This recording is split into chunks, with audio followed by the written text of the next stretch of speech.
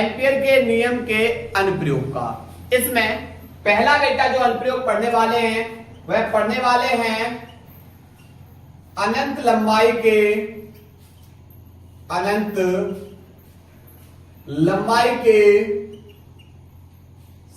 सीधे धारावाही चालक के कारण उत्पन्न चुंबकीय क्षेत्र, यानी अनंत लंबाई के सीधे धारावाही चालक के कारण उत्पन्न चुंबकीय क्षेत्र। इसको बेटा इसके सूत्र की हमने गणना वायो-सैवर्ट के नियम के अनुप्रयोग में भी पढ़ा था, और यहां किसके अब हम लोग कहां पढ़ रहे हैं, अब हम लोग बेटा एम्पियर के परपतीय नियम में भी पढ़ रहे हैं। तो क्वेश्चंस को पहले पढ़ना है भाई कि हमने पूछा किसके आधार पे है, वायो-सैवर्ट के नियम के आधार पे या एम्पियर के परपतीय नियम के आधार पे।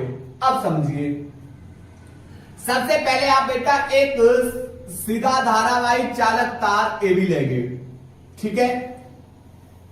माना इसमें धारा बेटा नीचे से ऊपर की ओर प्रवाहित हो रही है, तो जैसे तार में धारा प्रवाहित होगी तो इसके चारों ओर कौन उत्पन्न हो जाएगा, चुंबकीय क्षेत्र।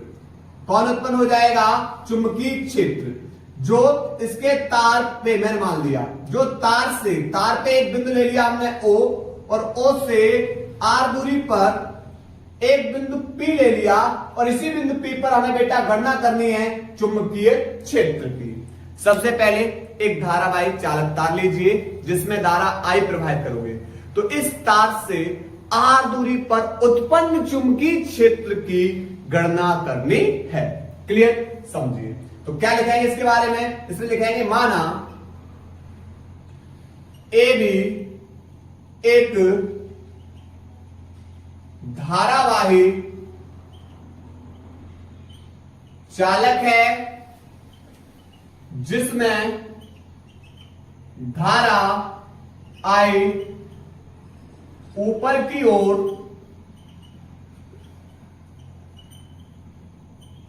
प्रवाहित हो रही है। तार से R दूरी पर स्थित बिंदु P पर चुंबकीय क्षेत्र की गणना करनी है।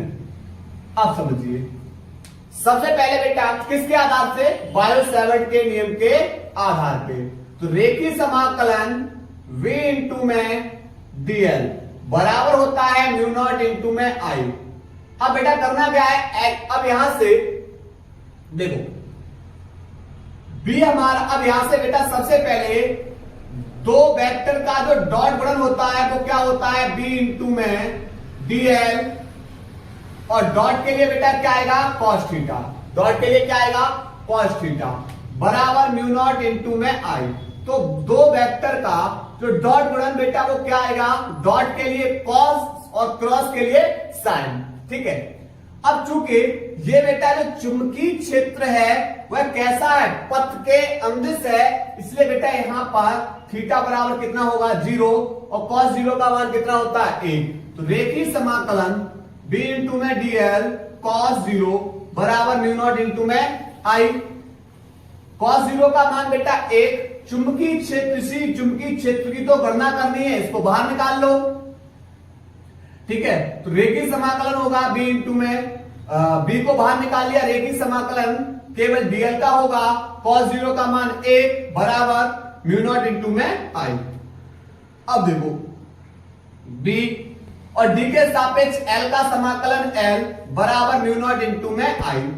अब बेटा ये जो हमारा L है, ये जो पथ है, पथ की बेटा जो टोटल बेटा दूरी है वो L है, और L बेटा वृत्ताकार रूप में है पथ हमारा, तो L हमारी क्या बन जाएगी, परिधि। और परिधि बेटा L बराबर क्या बताया था हमने, 2 पाई r। तो L की जगह लगा दीजिए, तो B इंटू में L की जगह बेटा क्या लगाओगे, 2 पाई r बराबर म्यू नॉट इंटू में I। ये 2 पाई आर गुणा में दूसरी ओर जाके भाग में, तो B बराबर म्यू नॉट इंटू आई बट्टे 2 पाई आर। और चुंबकीय क्षेत्र का जो मात्रक होता है वह क्या हो जाएगा बेटा, टेस्ला। तो यहां पर एक सीधे तार के कारण उत्पन्न चुंबकीय क्षेत्र इतना रहा। ठीक है, नोट करिए। इसके बाद बेटा अब हम देखेंगे प्रणालिका के भीतर उत्पन्न चुंबकीय क्षेत्र को। तो आपको 2 अनुप्रयोग में से कोई भी एक अनुप्रयोग पूछा जाता है। नोट करिए बेटा इसको।